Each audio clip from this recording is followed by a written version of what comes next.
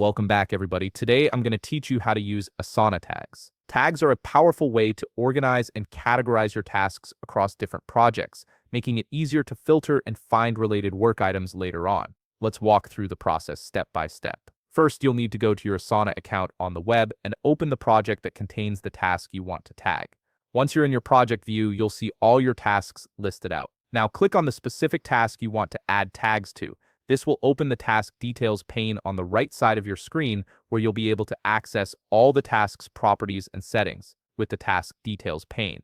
Now look toward the top right corner where you'll find the three dots icon. This is the More Actions menu, and it's where you'll find additional options for managing your task. Go ahead and click on those three dots to reveal a drop-down menu with various actions you can take. From the drop-down menu that appears, select Add Tags. This will bring up a tags field directly within your task details, allowing you to start organizing this task. In the tags field that appears, you can start typing the name of an existing tag that you've used before, or you can create a brand new tag by typing a fresh name. Asana will show you suggestions as you type, making it easy to reuse tags you've already created.